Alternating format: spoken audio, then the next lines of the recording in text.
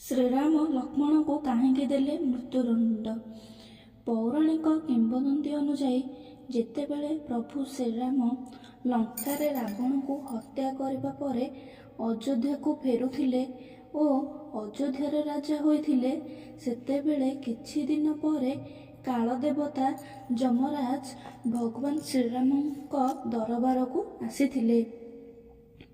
ବ୍ୟକ୍ତିଗତ ଭାବରେ କିଛି ଗୁରୁତ୍ୱପୂର୍ଣ୍ଣ ବାର୍ତ୍ତାଳାପ କରିବାକୁ ଭଗବାନ ଶ୍ରୀରାମଙ୍କୁ ଯମରାଜ ଅନୁରୋଧ କରିଥିଲେ।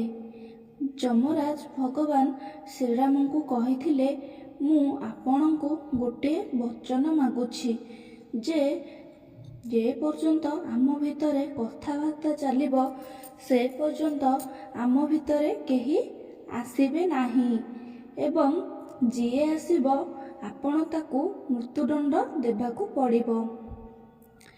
ଭଗବାନ ଶ୍ରୀରାମ ଯମରାଜଙ୍କୁ ଏହି ପ୍ରତିଶ୍ରୁତି ଦେଇଥିଲେ। ଭଗବାନ ଶ୍ରୀରାମ ଲକ୍ଷ୍ମଣଙ୍କୁ ଏହା କହି ଦ୍ୱାରପାଳ ଭାବରେ ନିଯୁକ୍ତି କରିଲେ ଯେ ପର୍ଯ୍ୟନ୍ତ ସେ ଏବଂ ଯମରାଜ କଥାବାର୍ତ୍ତା କରୁଛନ୍ତି, ସେ ଭିତରକୁ କାହାକୁ ଆସିବା ପାଇଁ ଅନୁମତି ଦେବେ ନାହିଁ, ନଚେତ୍ ତାଙ୍କୁ ମୃତ୍ୟୁଦଣ୍ଡ ଦେବାକୁ ପଡ଼ିବ। ପ୍ରଭୁ ଶ୍ରୀରାମଙ୍କ କଥାକୁ ଆଦେଶ ଭାବି ଲକ୍ଷ୍ମଣ ଜଣେ ଦ୍ୱାରପାଳ ଭାବେ ଠିଆ ହୋଇଥିଲେ।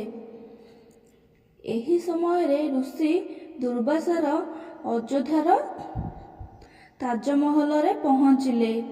ସେ ଲକ୍ଷ୍ମଣଙ୍କୁ ତୁରନ୍ତ ଶ୍ରୀରାମଙ୍କ ସହିତ ଭେଟିବାକୁ କହିଲେ, କିନ୍ତୁ ଲକ୍ଷ୍ମଣ ଋଷି ଦୁର୍ବାସାଙ୍କୁ କହିଲେ ଯେ ଭଗବାନ ଶ୍ରୀରାମ ଅନ୍ୟ କାହା ସହିତ ଏକ ବିଶେଷ ବାର୍ତ୍ତାଳାପ କରୁଛନ୍ତି, ସେ ତୁରନ୍ତ ସାକ୍ଷାତ କରିପାରିବେ ନାହିଁ। କିଛି ସମୟ ବିଶ୍ରାମ କରନ୍ତୁ, ତାପରେ ମୁଁ ଆପଣଙ୍କର ସୂଚନା ମୁଁ ଶ୍ରୀରାମଙ୍କୁ ଜଣାଇବି। ଏହା ଶୁଣି ଋଷି ଦୁର୍ବାସା କ୍ରୋଧରେ ସମଗ୍ର ଅଯୋଧ୍ୟାକୁ ଭସ୍ମ କରିଦେବେ ବୋଲି କହି ଅଭିଶାପ ଦେବା ଆରମ୍ଭ କଲେ। ତାପରେ ଲକ୍ଷ୍ମଣ ନିଜ ଅଯୋଧ୍ୟା ନଗରକୁ ବଞ୍ଚାଇବା ପାଇଁ ତାଙ୍କ ଜୀବନର ଚିନ୍ତା କଲେ ନାହିଁ। ଯମରାଜ ଏବଂ ଭଗବାନ ଶ୍ରୀରାମଙ୍କ ନିକଟକୁ ଯାଇ ଲକ୍ଷ୍ମଣ ଭଗବାନ ଶ୍ରୀରାମଙ୍କୁ ଋଷି ଦୁର୍ବାସାଙ୍କ ଆଗମନ ବିଷୟରେ ଜଣାଇଲେ। ଭଗବାନ ଶ୍ରୀରାମ ଯମରାଜଙ୍କ ସହିତ ବାର୍ତ୍ତାଳାପକୁ ଶୀଘ୍ର ସମାପ୍ତ କଲେ ଏବଂ ଋଷି ଦୁର୍ବାସାଙ୍କୁ ସ୍ୱାଗତ କଲେ। କିନ୍ତୁ ବର୍ତ୍ତମାନ ଭଗବାନ ଶ୍ରୀରାମ ଦ୍ୱନ୍ଦ୍ୱରେ ପଡ଼ିଯାଇଥିଲେ। ତାଙ୍କୁ ତାଙ୍କ ପ୍ରତିଶ୍ରୁତି ଅନୁଯାୟୀ ଲକ୍ଷ୍ମଣଙ୍କୁ ମୃତ୍ୟୁଦଣ୍ଡ ଦେବାକୁ ପଡ଼ିବ। ବର୍ତ୍ତମାନ ଶ୍ରୀରାମ ତାଙ୍କ ଭାଇଙ୍କୁ କିପରି ମୃତ୍ୟୁଦଣ୍ଡ ଦେବେ ତାହା ବୁଝିପାରିଲେ ନାହିଁ। କିନ୍ତୁ ସେ ଯମରାଜଙ୍କୁ ଯେଉଁ ପ୍ରତିଜ୍ଞା କରିଥିଲେ, ଯାହା ପୂରଣ କରିବାର ହିଁ ଥିଲା। ଏହି ଦ୍ୱନ୍ଦ୍ୱ ପରିସ୍ଥିତିରେ ସେ ଶ୍ରୀରାମ ତାଙ୍କ ଗୁରୁଙ୍କୁ ଡାକିଲେ ଏବଂ ତାଙ୍କୁ ଅନ୍ୟ କୌଣସି ଉପାୟ କହିବାକୁ କହିଥିଲେ।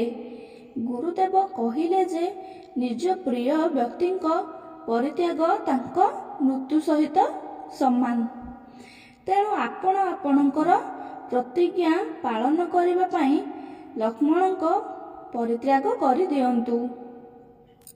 ଭଗବାନ ଶ୍ରୀରାମ ତାଙ୍କ ପ୍ରତିଶ୍ରୁତି ପାଳନ କରିବା ପାଇଁ ତାଙ୍କ ପୁଅ ପରି ଭାଇ ଲକ୍ଷ୍ମଣଙ୍କୁ ପରିତ୍ୟାଗ କଲେ। ଶ୍ରୀରାମ ପରିତ୍ୟାଗ କରିବା ପରେ ଲକ୍ଷ୍ମଣ ଯକ ସମାଧି ହୋଇ ଜୀବନ ଶେଷ କରିଥିଲେ। ଯଦି ଆପଣଙ୍କୁ ଭିଡ଼ିଓଟି ଭଲ ଲାଗୁଛି ତେବେ ଭିଡ଼ିଓକୁ ଲାଇକ୍ କରନ୍ତୁ ଏବଂ ଚ୍ୟାନେଲକୁ ସବସ୍କ୍ରାଇବ୍ କରନ୍ତୁ।